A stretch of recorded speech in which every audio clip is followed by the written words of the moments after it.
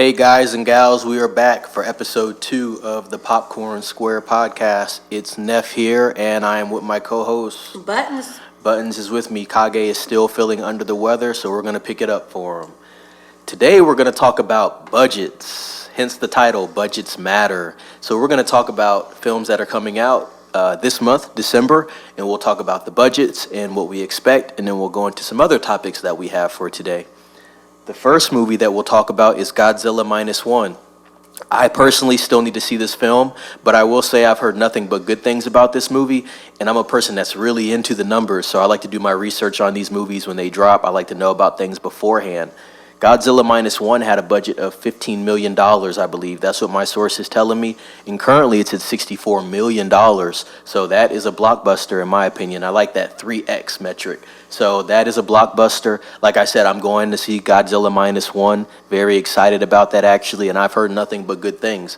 So if you guys are out there listening and you haven't heard or seen anything, go watch Godzilla Minus One. I'll have a full review for that one, most likely after I go watch that on a follow-up episode. But the next film that we have is Aquaman 2. This is going to be a big one. Warner Brothers, DC. It's going to be the last Aquaman I believe we see Jason Momoa in. So they got a lot riding on this one. I know they're closing out that whole Snyderverse for the DCEU, and they're bringing in James Gunn there. But this one I'm excited for as well. I'm going to keep my expectations moderate, but like I said, still excited for it. The budget's a little bigger on this one. The budget for this one is $205 million. We've seen that, the bloated budgets with the superhero films. But we got $205 million on this one. I don't particularly know how this movie is going to do in theaters. I've heard things on the internet about the reviews aren't that good and it's not tracking well, but we still have to see what happens when that movie does release. The budget's $205 million. I would expect no less from this movie, no less than $400 million. It's got some bad press going into it with the Amber Heard stuff. Like we said, they're closing out that old Zack Snyder DCEU, so I don't know if people are still excited about this. I think the acting is going to be good. Visually, it looks cool. The first one was good. Really excited for it, though. I want to see what it does. But yeah, $205 million budget. It's hard. Your margins are going to be very slim with that one. You can't really miss here, because if you do miss, that number's so high, it's hard to top it, or at least 3X that. The next movie we have is Wonka, which is out right now. I believe it came out on the 15th. The budget for that was $125 million, and currently it's sitting at $151 million. So that's a pretty good weekend, I'll say. They got Aquaman coming out next week, so they're going to have some competition there, but I still feel that Wonka will do some respectable numbers. I don't know if it's going to do $450 million, $500 million, but I could see about $300 million in this movie. I'm going to go look at some reviews on it, and I'll probably watch it myself, but the two that I'm really excited for this month is Godzilla Minus One and Aquaman 2. Those are the budgets that we have just for those films. I know there's something that Buttons is going to touch on that's going to be a little extra tidbit for us, but I'll pass that one off to her. Go ahead. All right, so we did already talk about a couple of the movies that are coming out to theaters.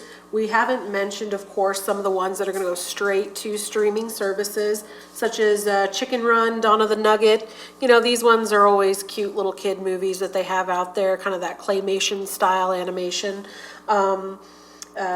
We also have Migration is another kids movie. That one is going to theaters.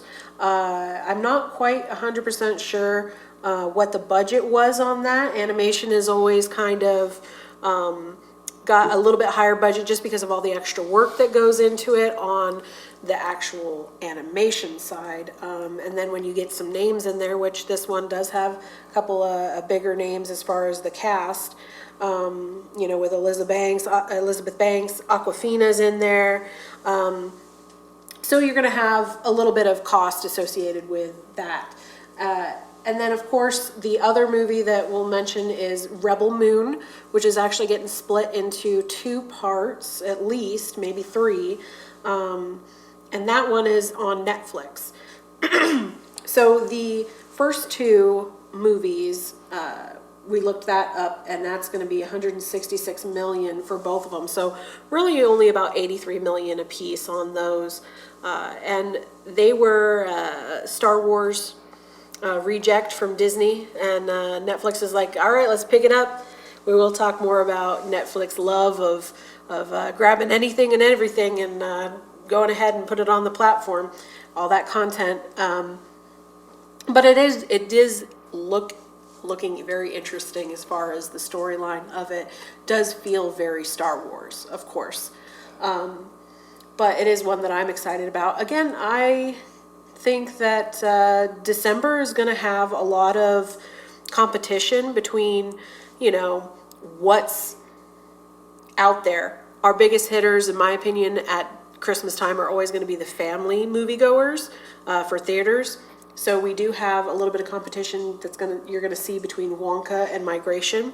Wonka, of course, already being out, but I get the feeling that once Migration launches, that you'll see those numbers dip for Wonka. And looking at what they've made thus far, I'm not quite sure how much more they're gonna do in terms of box office. I think Wonka is still gonna be very successful. Again, they've got 150 so far, 150 million from box office sales. So they're definitely not a complete flop. They at least made their budget back, but It's a solid weekend. right, it's a solid starting weekend. Might not be as much as they wanted, but we'll definitely see how those numbers are impacted when we get Aquaman and Migration out there. And a funny little fact to add in there, Warner Brothers is putting out Aquaman and Wonka, so they got a lot of money riding on those two films right now. And to piggyback on what Buttons was saying, you got to think from a different aspect as well. Not so much movies even having to compete with each other, because that is a factor, but you have to compete with Christmas itself. Theaters are expensive. If you have a family, 3 or 4, it's costing you probably $70, $80 to go there, get popcorn, soda, and enjoy yourself. So people are going to sit back and say, hey, do I wait for this to hit a streaming service, sit at home, hang out with the family, buy some Christmas gifts for the kids, or do we go to the movies? So people are going to be juggling that. But on to our next topic. Let's talk about the future of cinema and streaming services. We've seen a lot of talk and discussion about AI.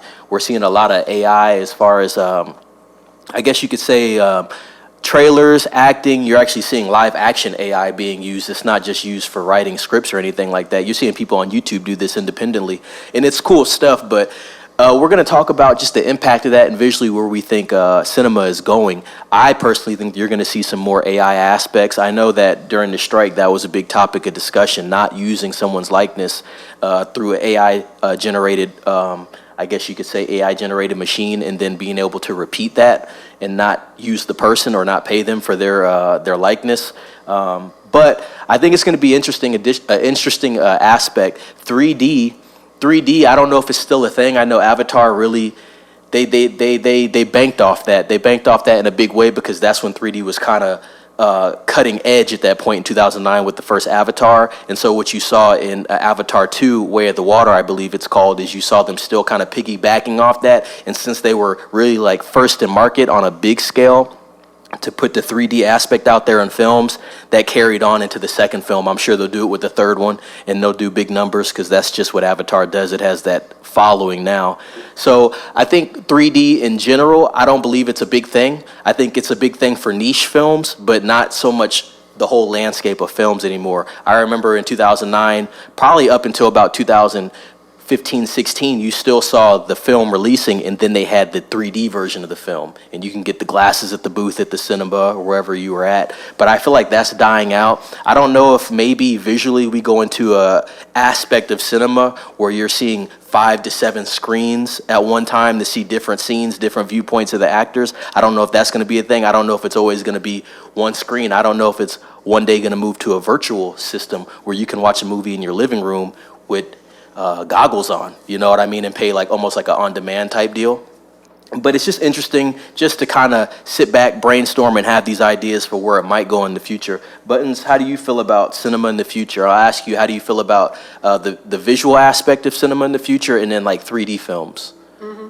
So as far as visually speaking, I do think that you make a good point in terms of the AI, which is, with animation style, movies, obviously that background, as soon as we started having the computer generated, content come out, it made it so much easier to throw a lot of animation out there because we let the computer do a lot of the rendering. We let them fill in the background. And with AI, that's kind of what it looks like they're going with here is, hey, let the computer do the hard work. Let's go ahead and just focus on having a good script, which, hey, I'm all for giving me a good script, but we don't want to do it at the expense of actors, because a computer is going to basically just vomit out what it thinks should be used here.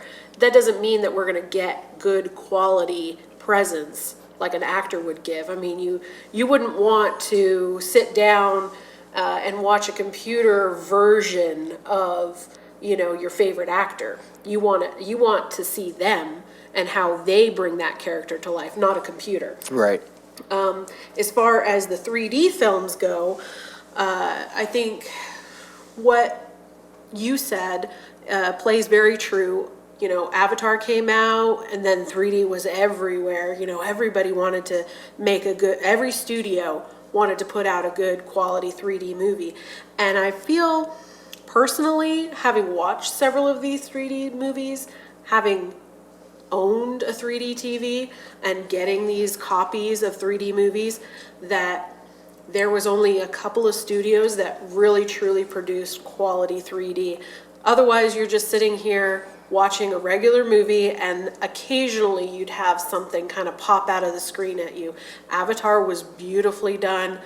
A lot of thought went into the 3D effects, so you had a visually beautiful movie in terms of all of the extra 3D. They really made use of it. Some of these other movies, they were just like, sure, let's throw in this punch, let's throw in this, explosion or something. And, so 90% of the movie was just watching it as if you were watching a regular movie, and they only occasionally threw in a little 3D effect. So you're paying an extra $3-4 to get those little 3D glasses at the theater, and really you're only getting maybe 1 or 2 good 3D effects out of the movie. And that, as I believe, is why a lot of this stuff died, because it cost extra money for these studios to put it on this kind of film, and then audiences were not impressed when you only threw 1 or 2 3D effects throughout the whole movie.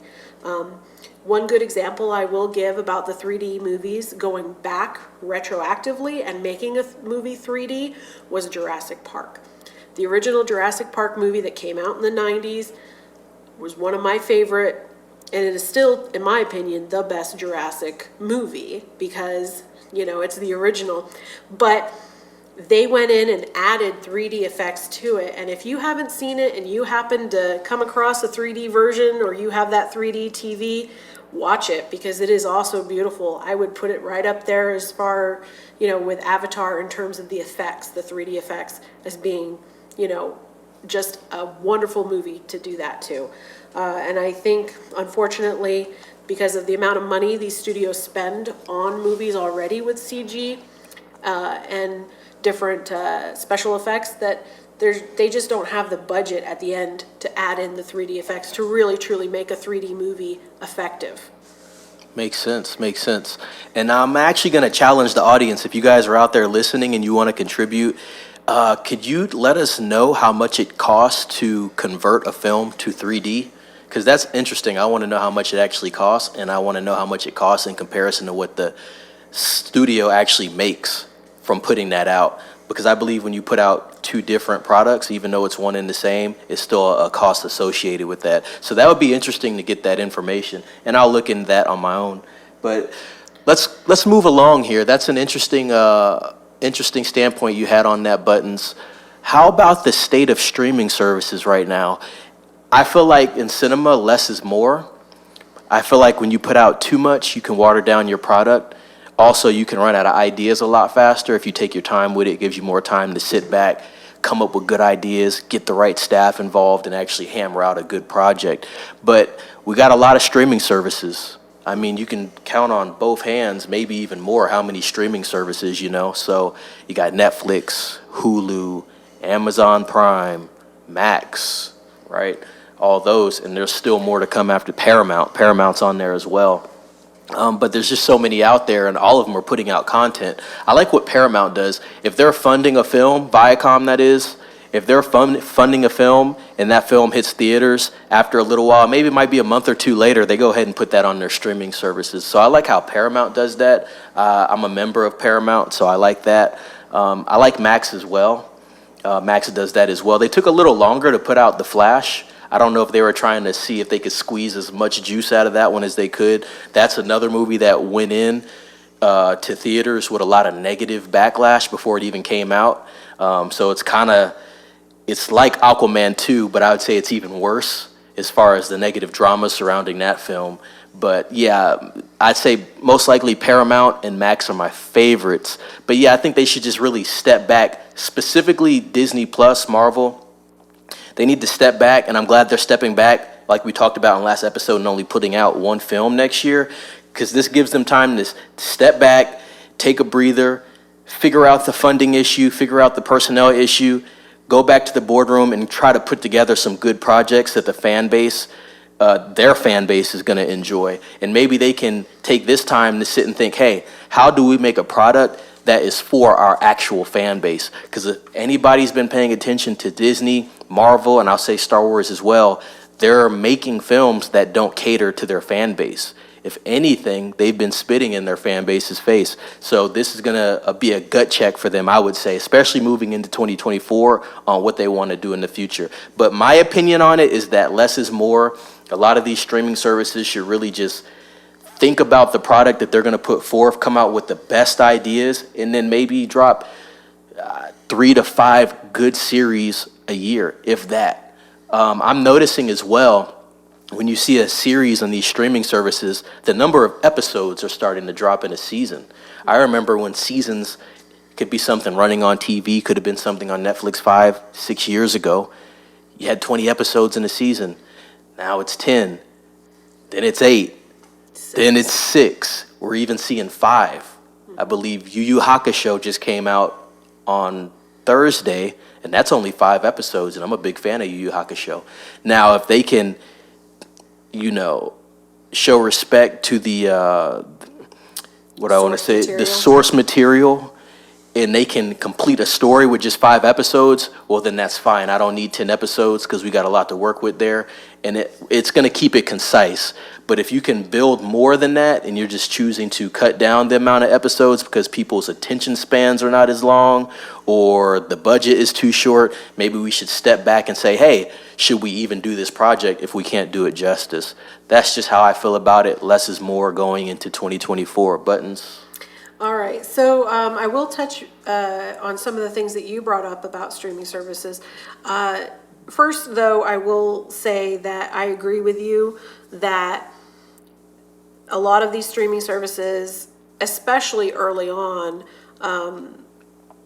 were mostly content that already existed on cable or, through these different networks or companies, studios, and they're just like, hey, this is free to us to stream, so let's just go ahead and throw that out there. Now, I had Netflix all the way back in the day, gonna, throw my age out here a little bit, but I had the DVDs that came to me in the mail. In the pamphlets. in the little packets, one at a time, or, maybe if I was feeling rich that month, 2 at a time. Mm-hmm. But then when they came with their online content, the streaming, I signed up for that because at the time it was like $5-6 a month. And I was like, man, instant, viewing of these older shows. And some of it, some of these movies that started getting still got released to DVD, Blu-ray or whatever, would come on the streaming service too. Now, Netflix obviously pivoted there because they realized that, hey, we're having to pay these other studios for all this content to stream. And just like our big networks like Showtime and HBO, all the new movies and shows that they put out, they had to pay to stream those as well, or they had to foot the bill to create the content. Right. So Netflix said, hey, let's do the same thing. Let's look at putting out our own content. And of course, the joke always was with Netflix that, it didn't matter what the story was, it didn't matter what the content was. You brought it up to them and they'd, throw money at it. They were losing money basically just to create content so that they could have that library, that catalog of, a whole season, basically. You'd go on there and you could watch a whole season. And as you mentioned, 30 minutes to an hour of content. And usually you would get 12 to 16 episodes. And of course, the ones that were on TV originally that we would have, like on ABC, NBC, TBS, all of those, it was normally 20 to 25, 26 episodes per season. Now, obviously with television, they would have it usually chunked into two pieces, right, which now we're seeing with streaming services do as well, where they're like, hey, we're going to put out, part one, and it's like 5 episodes or 6 episodes, and then part 2 is another 5 to 6 episodes. Right. And I think they started doing that because they realized, hey, we're throwing a lot of money at this content and we want people to keep subscribing to our service. And the only way to do that without having them, sign up for the 1 month, binge the show, and then drop us is to release these in parts. And that way, at least that's 2 months that they get, somebody signed up for them. And I know I've talked about doing this with streaming services too, is like, hey, keep them for a couple months, drop them, pay for something else because... On a rotation. Yeah, on a rotation, yeah. It's gotten to the point where, cable is still expensive. I don't have cable. I have streaming services. But, if you want to keep all the shows, if you want to watch all your content, that adds up to where you might as well have cable. Exactly. So I think a lot of people are looking at where they can kind of cut back on their budget and say, hey, I don't really watch this streaming service that much, so I'm going to drop them until you see a new show and you're like, hey, it's worth picking them back up again. And I think that's kind of where we are with streaming services. Neff, I will ask you, because you have some different streaming services than me, when you're looking for signing up on these streaming services, what content are you hoping to get out of them? Really, when I sign up for a streaming service or consider it, I don't even look for their original content. I'm looking at their database of movies that I might have liked early 2000s, mid 2000s. How many of those do they have? Movies from the 80s, 90s. I like that type of stuff. I'm like a sucker for the nostalgia. So I look at that type of stuff before I go and decide to pay money for a streaming service. It's got to have a good archive because, like I said, the original content hasn't been that good. And also, I'll say Netflix, please stop canceling shows that are good. Archive 81 was a great show. They canceled it. Right? Marianne, it was dubbed, but they canceled it. So they got to really focus on having a good product. It might not do Stranger Things numbers, but if it's a good show, that will actually carry on and that will get people to subscribe because it's about the quality of content, not necessarily the numbers that are associated with it. Now, if you can find a happy medium and you can get both at the same time, well, then you got a Stranger Things effect. And there's other Netflix shows that have done well that are originals, but typically, I look at that archive of what that streaming services has to offer. That streaming service, for instance, Paramount, Viacom, so it has everything from MTV, Nickelodeon, all the new movies that come out from Warner Brothers. So it's just a big archive of things you can pull from and watch that you might have even forgot about, that you might have liked as a kid, that you might have liked 10 years ago. Same thing for, what's that other one that I said? We said Paramount, and then it was Max. Max, same thing. Same thing, Warner Brothers. They have a lot of material, so you can go back and just pull. So I'm a sucker for that type of stuff, not so much the original content that these streaming services put out. How about you? What's the dictating factor for you when it comes to what you're going to pay for, what streaming services that you're going to go with? So I do think having a large catalog definitely helps. I mean, I know that's why we have Disney Plus, because they obviously have all of my childhood favorites on there. Right. And they do put out a little bit of, new content that's worth watching. I mean, as you said, talking about Star Wars, talking about Marvel, a lot of that stuff that they're pushing, some of it's good, most of it's not great. Not that there isn't some quality behind it. They're certainly throwing enough money at it. Correct. But, I didn't sign up for it for the new content. I was like, hey, you know what? I can watch my movies. I could, as you mentioned with like Paramount, after it's been in theaters for a couple of months, they'll release it on streaming. They did that. Disney does that as well. So, some of the movies that I did get to watch and didn't go to theaters is because I was like, hey, I'll wait a couple months and it'll be on Disney Plus. Correct. So all the movies that I did watch that came out this year, Guardians of the Galaxy, The Little Mermaid, I waited for them to come on Disney Plus before I watched them. Mainly because, as you mentioned, taking the whole family to the theaters has gotten really expensive, and you got to really pick and choose. And I think with these streaming services, they don't know what's going to be a success. They're like, hey, we're going to throw some money, and I think that's part of the other reason why you're seeing these shorter seasons. Or, as you've noticed, some of these shows, Netflix has adopted a weekly episode. Disney Plus does it as well, where they're like, hey, maybe the first 2 episodes we release straight to the platform, but then, every week we're going to release a new episode. Exactly. And so I think that's another way for them to draw out this content. And you know what? I don't mind with the better shows that they put out there, these streaming services. If it's good quality material, I don't mind, the whole season not being released. Right. But it does make it feel more like cable when you do it that way, like old school TV. And, some of these streaming services, the whole reason why you would get them in the first place was because you could binge it. You know what? I'm going to put on, Big Bang Theory in the background, and I'm just going to let it go. And you know what? I have all the episodes. I just stream them. And, when I'm getting ready to work for work, or if I'm, getting off of work and I pull up, I like to crochet. So, I mean, that's what I have as my background noise.